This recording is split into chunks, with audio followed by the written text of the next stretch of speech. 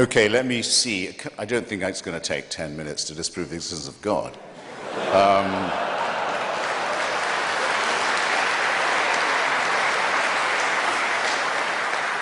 The atheist proposition is the following. Most of the time, it may not be said that there is no God. It may be said that there is no reason to think that there is one. That was the situation after Lucretius and Democritus and the original anti-theistic thinkers began their critique of religion. And I would just ask you all, ladies and gentlemen, to bear in mind a mild distinction while we go on.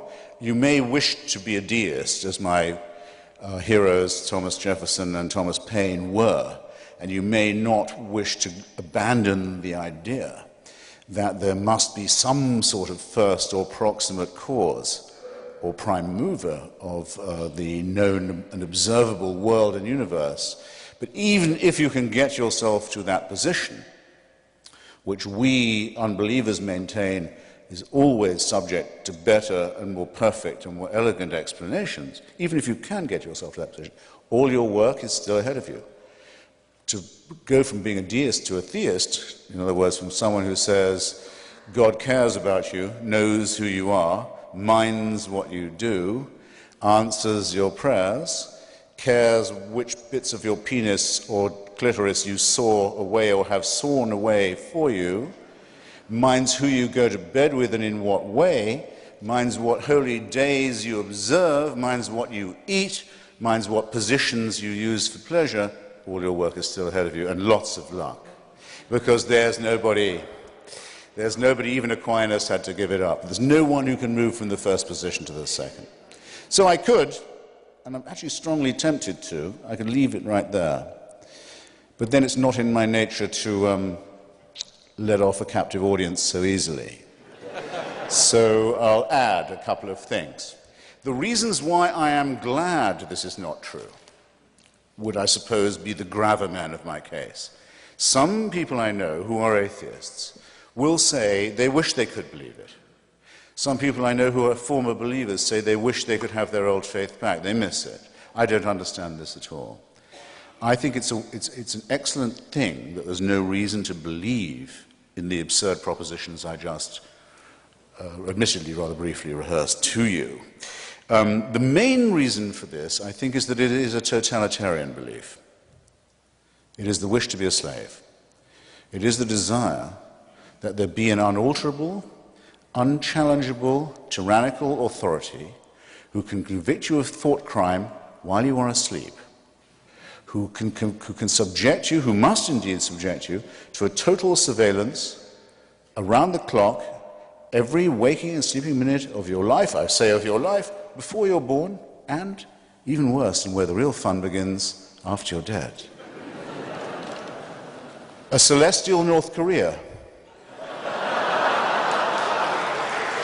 Who wants this to be true? Who but a slave desires such a ghastly fate? I've been to North Korea. It has a dead man as its president. Kim Jong-il is only head of the party and head of the army. He's not head of the government or the state. That office belongs to his deceased father, Kim Il-sung. It's a necrocracy. A thanatocracy. It's one short of a trinity, I might add. The Son is the reincarnation of the Father. It is the most revolting and utter and absolute and heartless tyranny the human species has ever evolved. But at least you can fucking die and leave North Korea.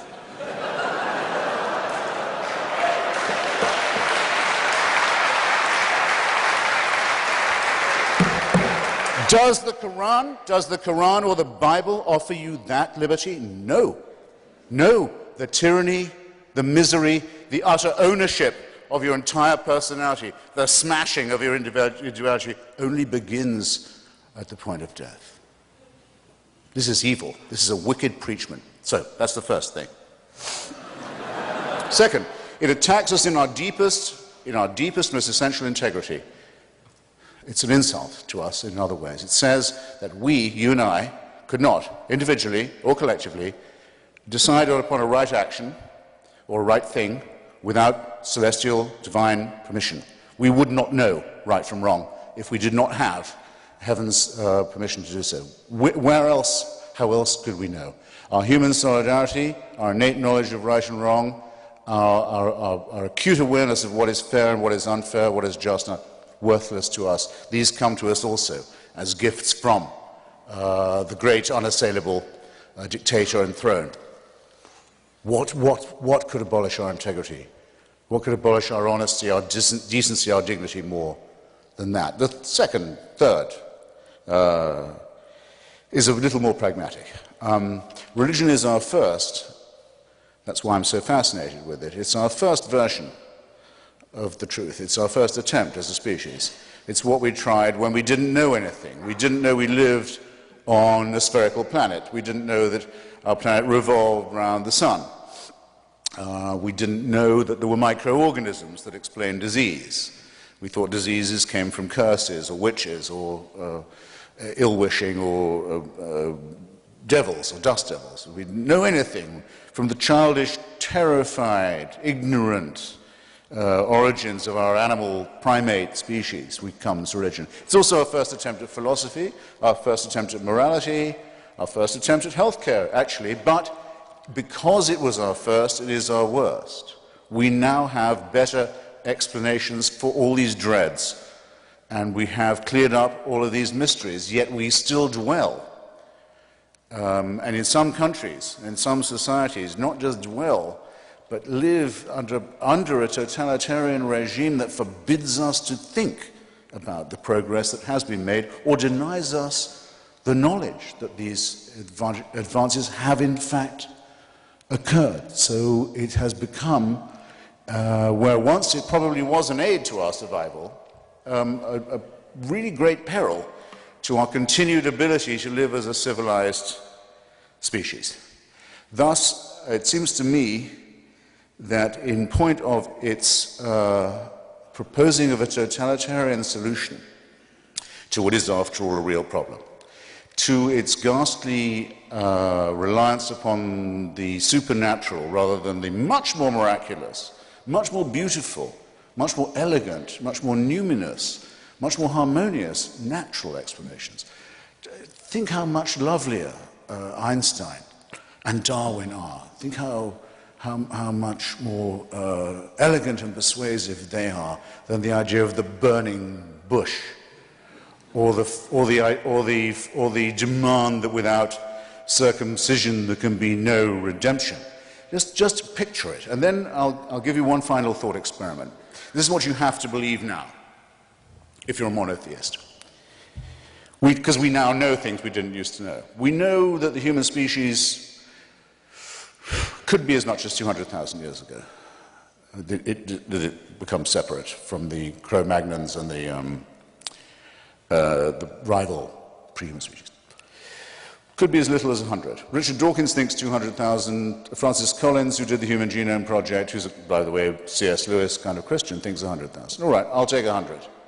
I'll take 100. Here's what you have to believe. For 100,000 years, humans are born as a primate species.